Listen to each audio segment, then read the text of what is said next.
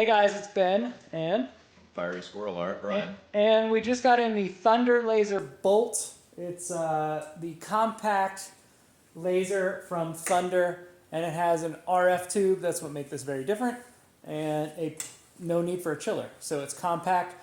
I hope to use this as mainly cups in my shop, but we're going to compare it to what lasers we've had and other lasers that might be out there, like the desktop laser that markets itself like crazy, the glowforge. This is directly competing with glowforge.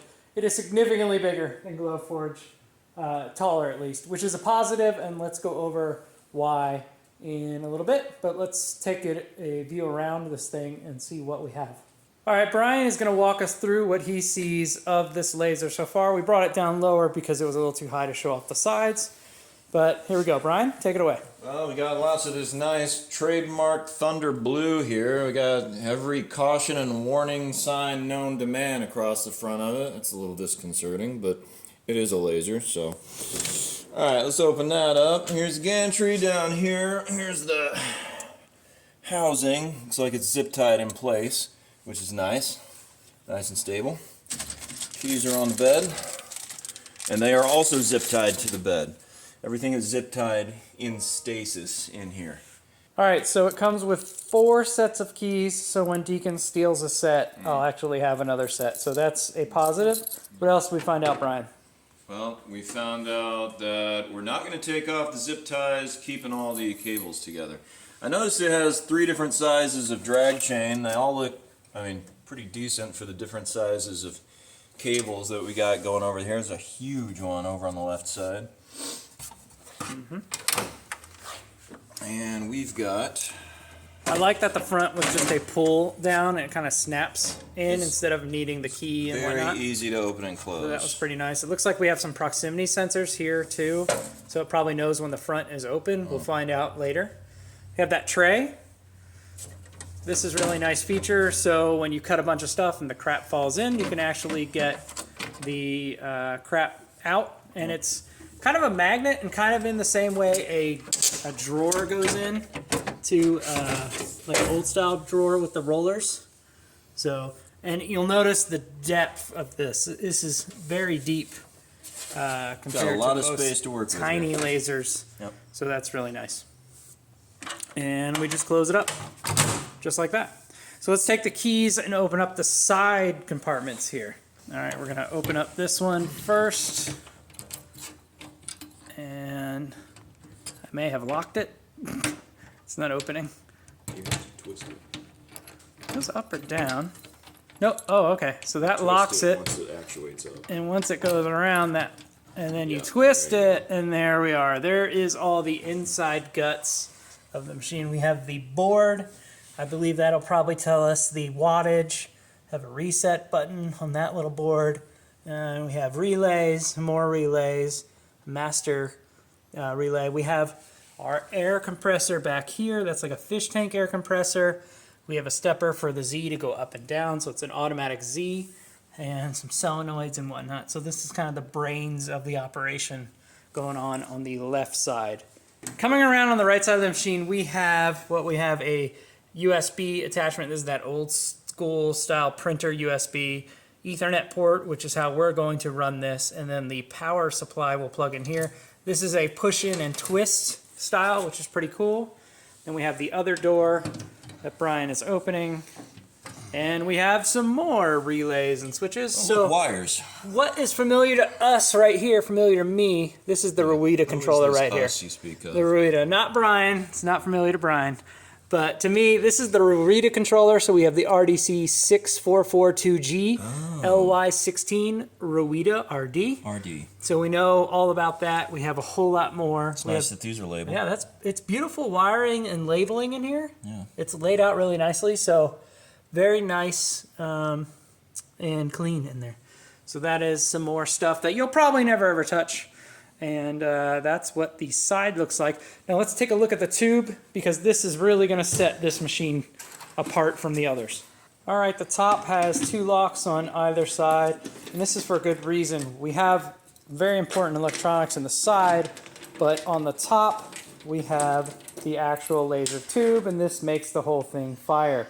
Folds down really nicely, and this is something I've never actually seen before. Brian, have you seen a laser tube like this? It's got 4 big fans, and it's got a sink. Is it completely encasing it? It is completely encasing the laser in Look there, at that. which is pretty awesome. So it has its own power supply here. Then we have another power supply and a third power supply, which is really interesting that there's 3. There's only usually 2. And this one has 3 because I think it's running the heat sinks. This is almost like a big NVIDIA graphics card or something with the heat sinks.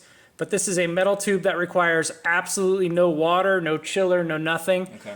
This is a 30-watt power, a 30-watt laser. It is an RF metal tube.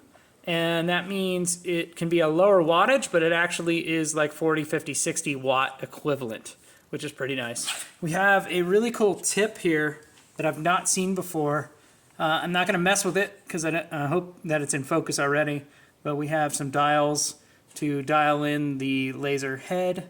We have our typical laser mirror. We have a beam combiner. This one is the beam combiner to get our red dot so we can see what's going on. And then our first mirror that's shooting through that mirror to go out. And we have more sensors over here so it knows, hey, you have something open, don't fire. It has all the safety requirements that you would want in a laser so you don't kill yourself. So that's what the tube looks like. All right, finally we have the exhaust fan. You will need to exhaust it out somewhere, but that's what it looks like underneath the machine in the back. And it is an EcoWalk duct fan at 530 PA, 335 M, 3600 RM, 60 watt. All right, another feature that we love is, of course, the LightBurn camera. Every laser that I will ever use will have a camera projecting down here, and you've seen many videos over that. But this one has it built in right into this to the lid, so that's fantastic. And another feature that it has is a plug for the rotary, so you don't have to detach the Y-axis. It plugs in. High quality lasers have this plug, and this proves to me that this laser will be high quality. All right, Brian's going to take us through what all came with the package. With the package, here's the power cord. It's got the weird little twisty fancy hookup on one side and regular grounded plug on the other side. Here's the instructions. They're not long. I mean, I'll take them out of the bag here. It looks like it's just a little folded couple of pages that are going to tell us exhaust it. Be sure to look that up. It is one piece of paper. That is all it is. We've got codes for additional information. It's just giving us the basics. Okay. And a little zipper pouch. The heck are these? Those are Q-tips to clean the lenses, I Okay, think. Q-tips. Weird. Well, certainly what it looks like. That will clean the lenses. This is for your ear. That also cleans the lenses. Oh, also for the lenses, if you say so. Yes. But Does- if you have babies, you probably have one of these to suck their noses out. From Jindal Tools, we've got high-end mini pliers. We really needed these in your shop. Like, we were running really low on. Pliers? Oh, wait. These No, are we've not got pliers. 8 billion of those. Never mind. It's These nice say to have them pliers. in, though. They're not. They're hex keys. You will use It these. says pliers. What is wrong with you? It does say pliers. All right. Here is the USB cable. It looks like it's pretty long, which I guess it would need to be if you're going to use it. So that's So this would be a USB on one side, it's got the old school, and Right. then the USB to your computer on the other side. You can directly plug it. I don't usually do it this way, but for this purpose, we probably will just show it off because I haven't run the Ethernet from the ceiling yet. I need one more wire to come down There's an Ethernet up there. and do that. How about that? What else we got? Laser spot mode. I love when the English doesn't quite translate. Not 'cause you quite don't really where know it what that needs means. to be. I'm this is- guessing this is for alignment tests. Or are the these? test they've already done. Is that what that But is? this is kind of cool. It's acrylic where they just pulsed forever and Hey, look. see how far down they We go. tested it. That's my guess. Okay, all right. Laser spot mode, great. Okay, Which is interesting because I literally have already 4 keys to this thing. well, and just for more fun, there is more another fun. actual key here. What does that go to? I have no idea. Is it the same key? It's a It different might- key. yeah, okay. Maybe this is the key to open up all the axes, and this is the key to actually turn on the fire, because if we come back over here, we need a key up here to turn it on and off to make sure it fires. So we'll come back and check that out. We do have a little USB. We have reverse compensation setting. Okay. I do not know what that means. Oh, you don't either? Okay. No, That makes me I don't feel know what better. that means, but we'll figure it out. There's nothing on the back. Okay. This says focus tool. Focus tool. Your thoughts? You're a tool, so let's focus. Great. Thank Excellent. you for that explanation. This is somehow related to where you'll change how far away something is to focus it, I'm guessing. But more to come. Oh, a calibration tool. Something like that. And here's the mystery key that we don't know what it goes to. Yep. Guess this is the self-destruct. All right, switch. let's test the key, see if it actually goes in this one and turns. It fits in, and it turns. So this is the one key that will let it fire. Did it come with two of these? Doesn't look that way. No, so you have one key to fire it, and you have 4 keys to open it up and access it. So do not lose the one firing key, or that thing is now a pile of garbage. Make a copy. Make a copy. Next time, maybe give me 2 of those keys and just 2 of these. I don't know, but that's where we're at for that. Phillips head, because it has screws. And what do we have last of all? Just the Ethernet cord, and that's it.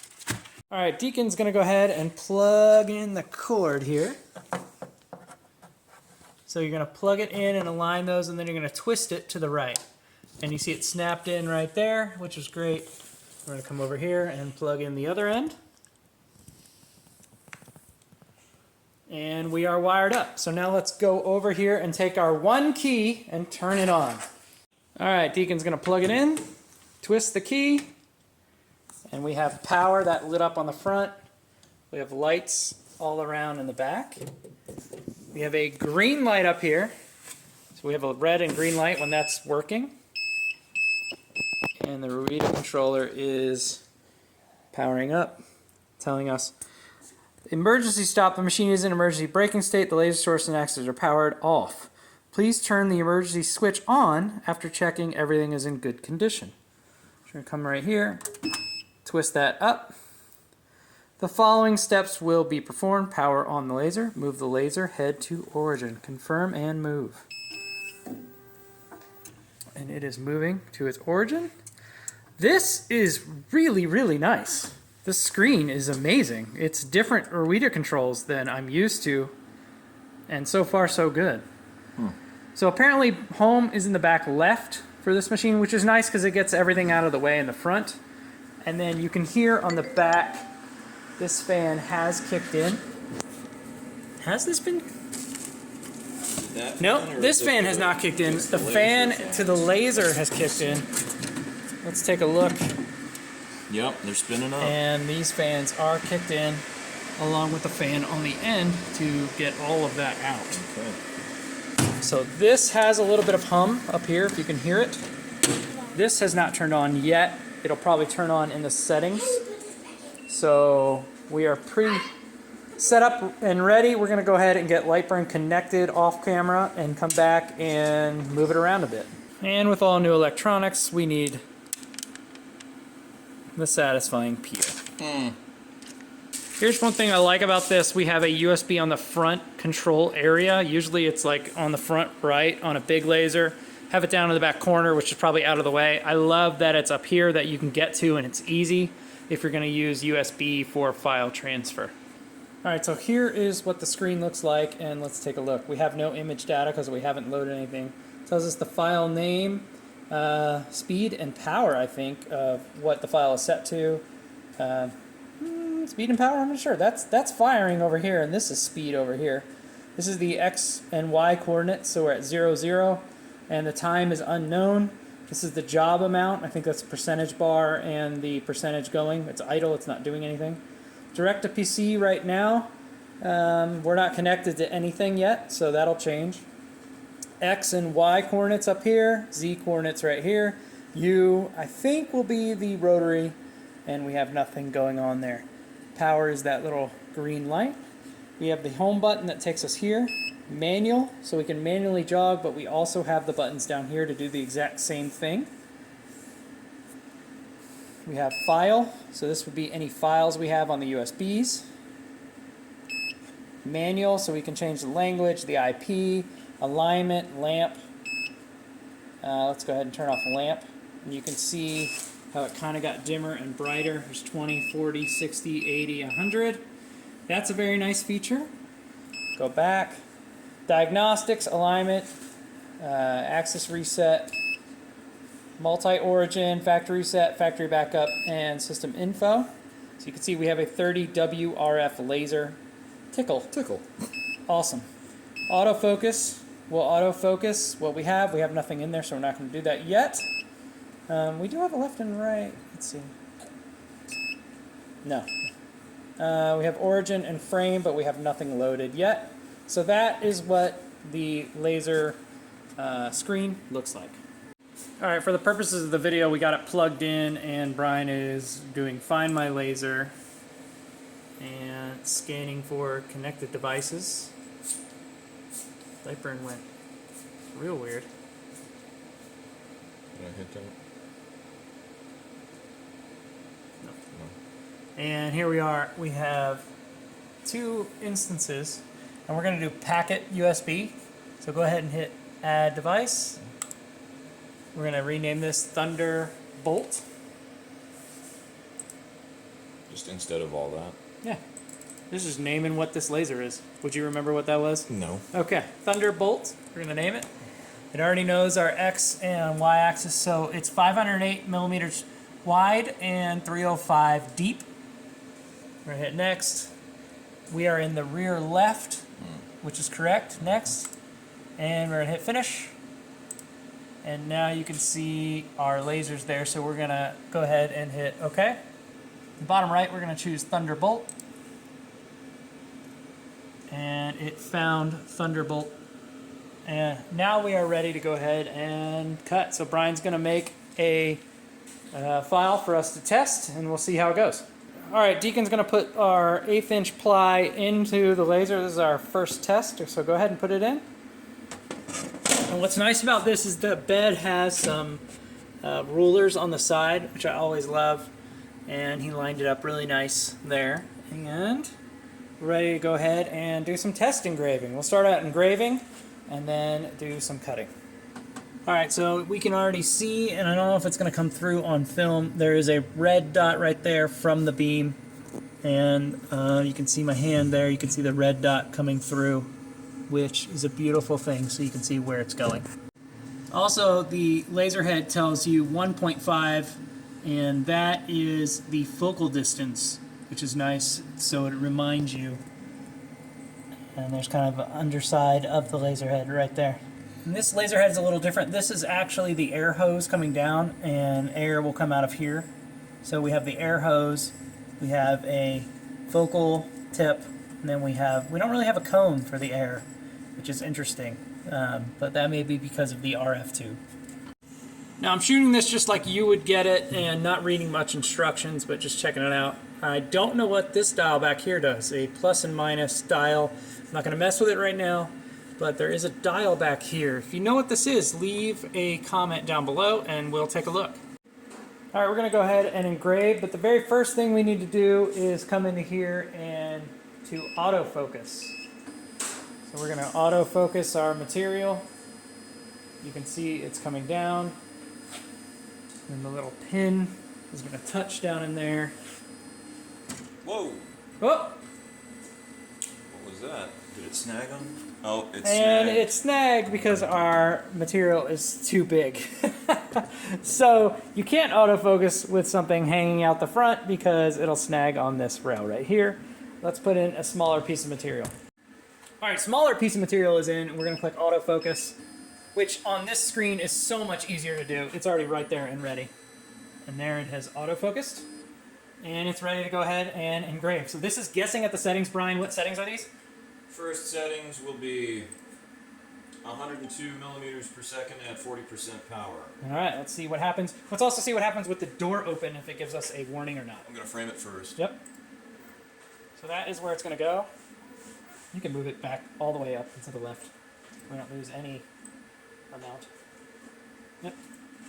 Frame. Yep, framing again. Super silent. This thing moves very quietly. And we'll hit start and see what happens. Start. And we can't, that is giving us an error because the over here it is saying the door is not closed. The job has been paused. Check whether all the doors are closed. So we're going to close the door. See if you can still see, hopefully. The door is now closed. We'll hit close. Let's see if it auto starts. It does not. Did not auto start. So Brian's going to hit start again. Fire. And finished. nothing That's happened. just an error from the first. It might be. Let's go ahead and hit start again. Okay. All right. And there we go. And that is dark. So we're getting some good burn already. Let's go ahead and zoom in so you can take a look at the burning. I just heard the fan kick on. Fan did just kick in? It's very deep hum. Yes. What's really nice about this is if you are wondering if it's on and doing anything, that light right there has turned red, indicating that a machine operation is happening. Trying to get that glare off, but it's really hard to do. That's right, the worst place. There we go. We got about 4 minutes for this engrave. We're gonna wait for it and then come back. All right. Let's see. That is a super high contrast dark That is a engraving. very deep. Put your fingernail in there and show the It depth. looks like it's nearly halfway down in this 1/8" stock. That's very deep. That's very deep. And what was the settings for this Setting engrave? we're 102 millimeters per second at 40% power, and we figured out maximum back and forth is 1,000. Maximum deep is 300 per second. We need to try the same power at 1,000. Let's see that thing go. Yeah. Let's move it over to the right. Do 1,000 over here. Okay. We'll test the, compare, and then Right. we'll try cutting out and see All what right. happens. All right. All right, we're 10 times the speed, same power. Go ahead and fire the laser. Firing. So that is 1,000 speed. It is achieving that, which is fantastic. Check out that's light over there, but let's check out the actual machine right here, which I like. We have running 28%. You see the bars counting down how many seconds it's going, how quick it is. We're at half right there, and we're going back to where we were. Very light, but we can achieve 1,000 speeds, which is very incredible. There is kind of a bend in the glass there, so it's kind of looking funky. But we're getting some inconsistent cut, and I can see it. I don't think you can. I think the back right of that wood is curled up, so it's closer over here than it is over here. That's flat, and this is curled up. So let's go ahead and open it up. You can take a closer look. You can see that if I tap here, so it's very curled when it gets to about here, and that's why it's darker and lighter over here. But yeah, we can reach 1,000. We're at 40% power here. This was 140% power, so you can see the differences. Now Brian's gonna go ahead and do 2 different cuts. He's gonna try cutting here at 1 speed and power, and here at 1 speed and power, and we'll take a look at how it cuts. All right, first one is? First one is going to be 50 millimeters per second, cutting at 40% maximum power. Fire. Firing.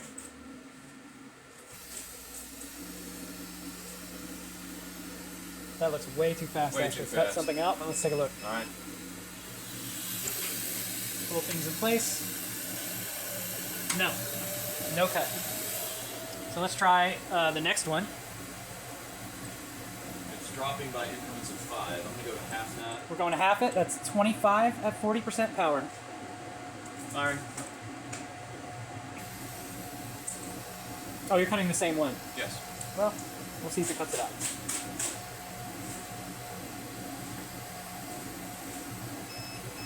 And will it cut out? No. Not cut out. You drop it to 15. Okay. 15 millimeters per second. Firing.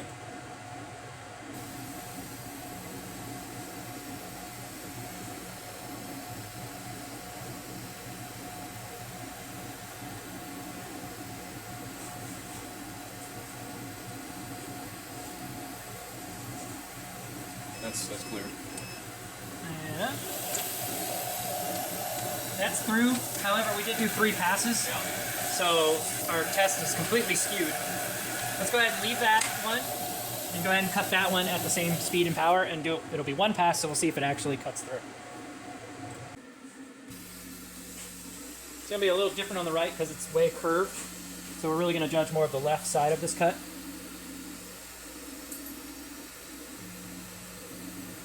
If the left side cuts through, we'll call it successful.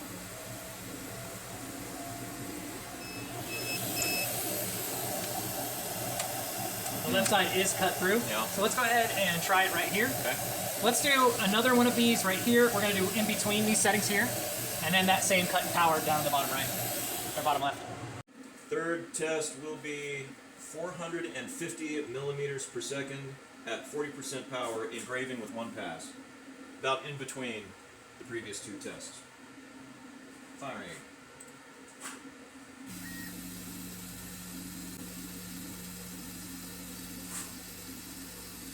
It is doing each individual letter.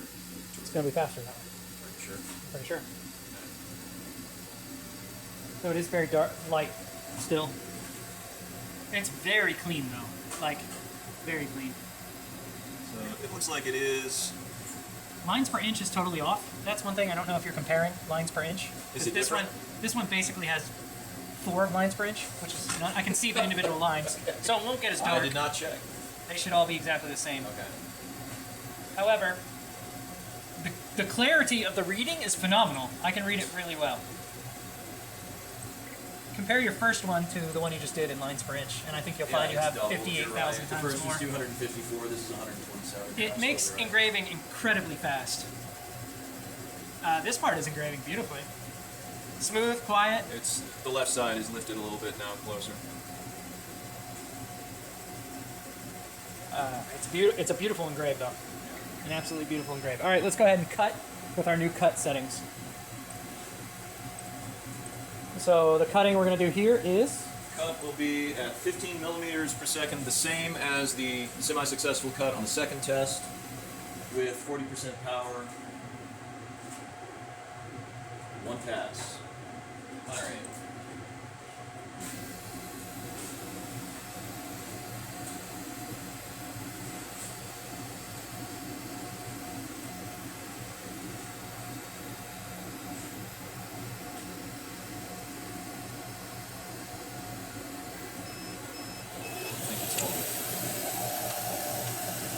Oh, it is. That was a beautiful cut. Right through. Okay. No charring. My finger is completely clean. That's clean. That's a beautiful setting. Remember that setting. That's great. This is 1/8 inch. 1/8 inch ply. Let's go ahead and move on to quarter and see what we can do. All right, so we got 1/8 inch ply. No, I'm sorry, 1/4 inch ply now. You can see it's double the thickness of what we've been using. So we're going to go ahead and test engrave and test cut this. We are engraving at 450 at 40% power like that one, but on this one we are doubling the lines per inch Okay. to 254. Fire. Firing. All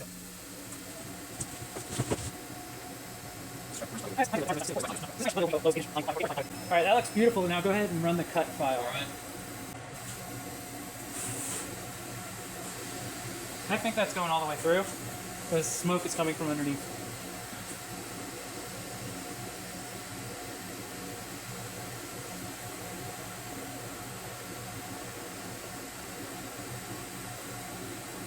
This is the same cut as the 1/8 inch? No, I slowed it down Slowed it down. and I upped the power by the power. 25%. All right, let's take a look. Almost. I mean, really, That's it. a little bit of push comes right out. I do have a little darkness on my finger, so we can dial that in a little bit better, but 1/4 inch, not a problem with this. What percent power was that? That was 50% power at 8 millimeters per second. That's absurd. Yeah. That's very fast for a low power laser, even though it's an RF tube, and I think that's going to make the difference. So let's find 1/2 inch plywood and cut that. That'll be a telling sign. All right. Here's something super nice about this machine that is not on any other machine I've had. I've had an Eon, an OM Tech, a Monport. This controller has a dedicated Z up and down, so I don't have to fumble through the Ruida controller to find Z up and down. I literally can just push it right here in 2 seconds, which is by far the best controller I've ever used, ever. So right now I'm just getting it over here so I can zero the autofocus to our new material. I got 1/4 inch, no, I got 1/2 inch Luan in there. So let's see if it'll cut. Luan's very gluey and weird. So if it can cut through this, then this thing is amazing. All right, we're engraving first. So let's close the lid. Fire.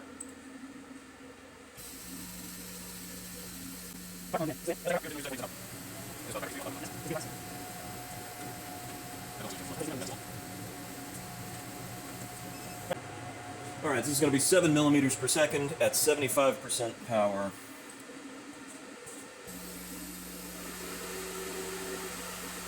I don't see much smoke up top. This may do it. Seeing smoke come out of the hole. Yep. It may not. It's coming out from there.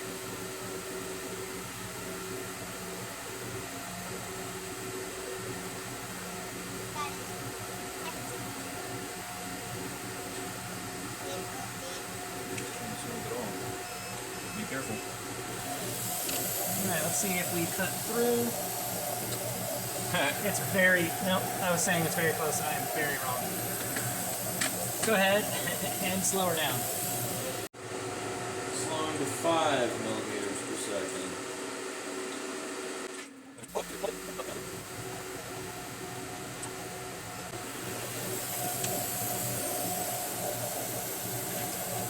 No. Not even close. No. That is some dense stuff. It was a shipping crate. Okay. Let's try again over here. Just cut a square or something, some Alright. small squares, Yep. circles, and let's do multiple different cuts at different speeds and powers and see how it goes. All right, we got some test squares now we're gonna fire, so go for it.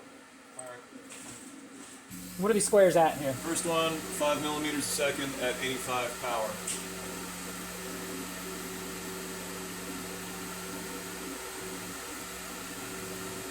Okay. Next one. Next one is 4 millimeters per second at 75 power. Don't think this one will be anywhere close, but whoa! Oh my god. You are filling it. I'm feeling it. Firing again.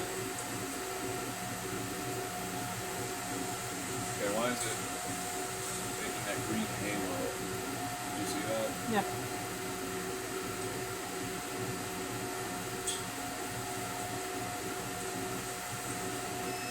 And last of all, 4 millimeters a second at 80% power.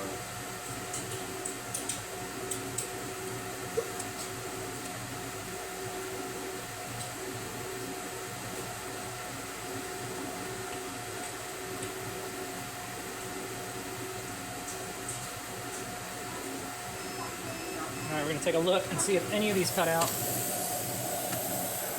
No, not even close. That last one. The last one, ooh, it's hot. Yeah, that one, last one's close. Okay. Last one is close. So let's do 3 in the front and lower the speed. Okay.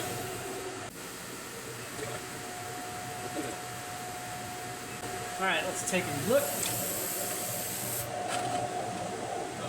Not even close. It's not going through Luan. I think it's too much glue. This is really crappy. It's got like 7 layers. It's very, very hot. Well, I mean, we could try multiple passes. Well, if you want to give it a try, let's do 3 more multiple Same passes. thing. Okay.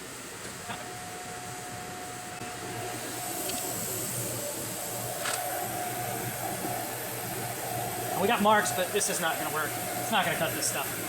So we're going to call that a fail on this. All right, this is 3/4. We have the same amount of layers in this 3/4, and it's a higher quality 3/4. So we're going to give this a try.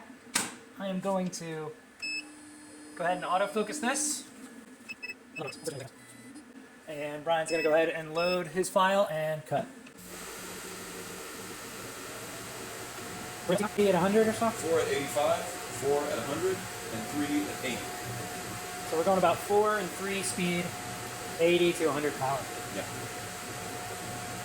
Again, I am loving that red light up here. It's hard to tell, but it is red poop, letting us know we are firing. And the controller, fantastic, counting down to when it's finished. Let's take a look.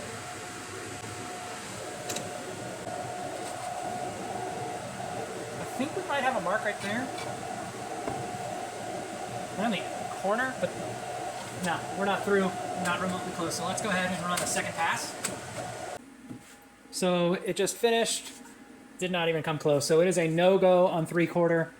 It's really thick. You really need a 150 watt to cut through this, but we're asking too much. But no-go on 3/4 plywood. All right, we got 1/4 inch acrylic. That's the next up. See if that will cut. We're gonna engrave it and then do some test cuts. All right, this is 500 speed at what? 30. 30, and how many lines per inch? 254. 254, here we go. Warning, movement range out of laser, engraving target, buffer distance, more buffer needed. Hit close. All right, I'm going to move it because it's gonna go so fast back left and right, it doesn't have enough room to travel left to like slow down and start, so we're gonna scoot it over to the right. I'm gonna move this over here so Brian knows where the laser is with the recent current laser head, and then he'll frame it. All right, it just engraved. That's what it looks like. It's beautiful. And engraving acrylic is easy. Let's go ahead and cut some test cuts out. All right, did 50 at 50 work? Are we even close? No. What's cool about acrylic is you can kind of see how deep it shot into, and we're maybe like, yeah, you can see it on the side here. You see how far down it went in the initial shots, which is pretty neat. So let's slow that down to 20.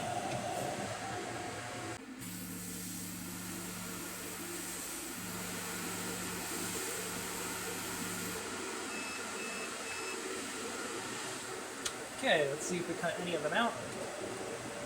No. We're about halfway through that. Let's slow it down to 10 and do the same speeds to the right.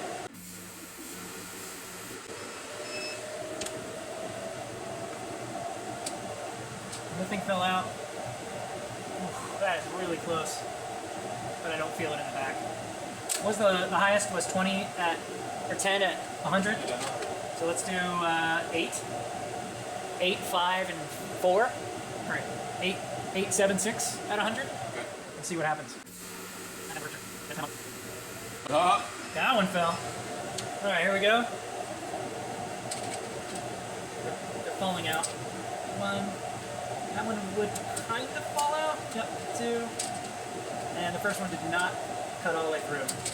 So what was the last one? 6 millimeters per second at 100%. 6 at 100%. So I'm thinking maybe 5 at 100% is going to be it. Let's do one more. 5 100%, and that's going to be ½ inch. Sorry, that'll be ½ inch acrylic. Okay. Yep, that fell right out. And here we go. So that is the cut we have. So 5, 6 at 100 is beautiful and cuts ½ inch acrylic. It's not going to cut thicker than that. I doubt it. You can't go down to 1. It'll just melt the plastic. Yeah. So ½ inch acrylic is about as fast, as deep as, or as, ½ inch acrylic is as deep. Oh my gosh. ½ inch acrylic is as thick as you can cut on the Thunderbolt with a 30 watt. All right, we got a metal business card. We're going to try to engrave that. See, it's an anodized aluminum, so usually it'll take off the anodization. So let's give it a try.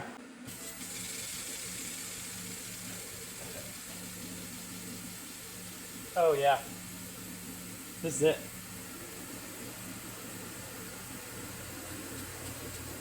It's beautiful. Oh yeah. So this will give us a little bit of a hint toward what tumblers are going to look like. This is the same thing. You're taking off material on the tumbler, and we're going to get to that in the next video when we do rotary.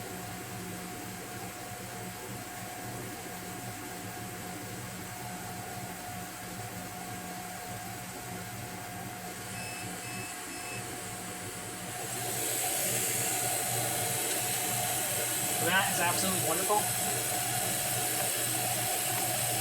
And that is what it looks like. Metal business card. Super simple on the bolt. All right, this is 1,000 speed, 50 power, 254 lines per inch. It's going to give us the same results. So we're maxing out how fast it can go, which is fantastic news. It is the same. Yep. And here we go. Exact same results at double the speed. So can do metal business cards all day long. All right, so we got a leather patch in there. We're going to give it a try. Here we go.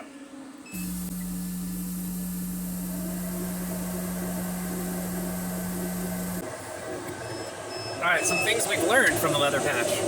1, it does it really nicely, and 2, it will blow with the air assist, so you've got to hold it down and anchor it to that board. But the engraving with just my first try was like spot on.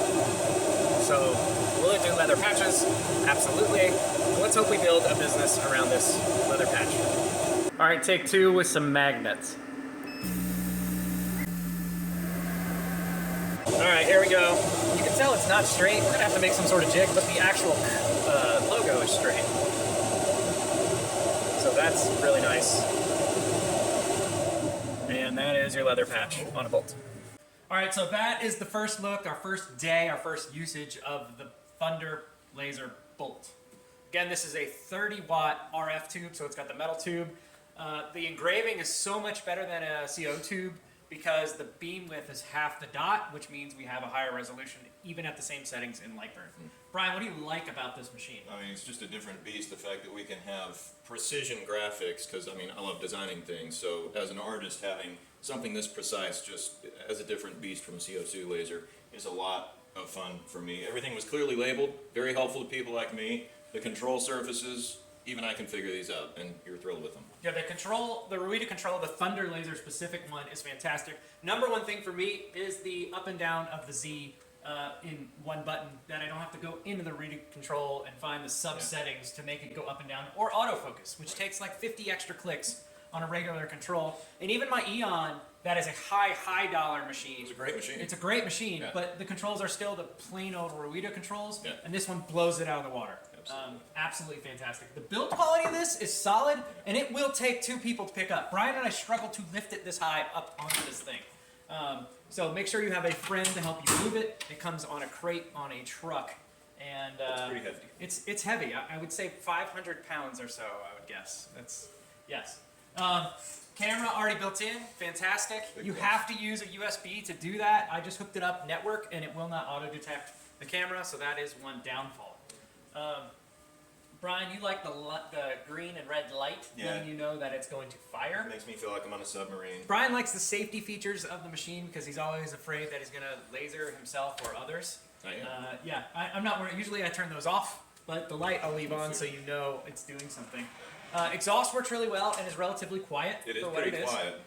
And it's built into the back of the machine, so I can have it up against the wall pretty close. I'm going to vent it out the wall.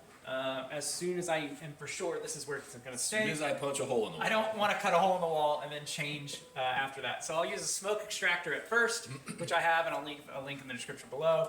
And then after I know this is where it's going to go, I'm going to cut a hole in the wall. It's a 4-inch pipe, if you're wondering, so you'll need to buy a 4-inch dryer duct to go out your wall. The bigger lasers are usually 6-inch, and that one needs like a soffit vent, but this is a 4-inch. What we haven't shown off in this video is rotary, and that's the main reason I wanted this, because I want a dedicated machine to do rotary so I don't have to swap back and forth. I will come out with a video after this one, so stay tuned. That will show off the rotary on this machine.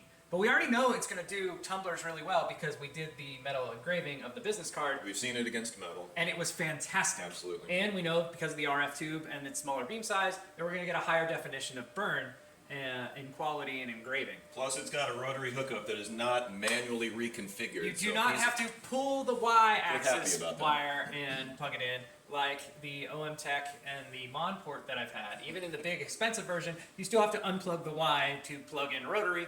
And the Eon and this Thunderbolt has the rotary plug, and that makes a laser better than all the other lasers. Yeah. I just plug it in and don't dismantle the machine to make that happen. So that is really nice for this. I love that although it being one page of how to use this machine, I love that it was in very good English, because usually it's Chinese English, and it had a scan QR code that took you to all their YouTube videos and all that stuff. Communication and documentation was decent. It was really good, and it came with all the pieces in that bag that you needed, so that worked really well. I love that on the laser head it's marked the focal length, so mine is a 1.5, and they sell other ones at 2, 2.5, and 4, I think, if you need the deeper engraving. If you were going to take this out and do like a football or a basketball or something, and you needed that farther focal length to be able to hit it. Cool. So that's really nice.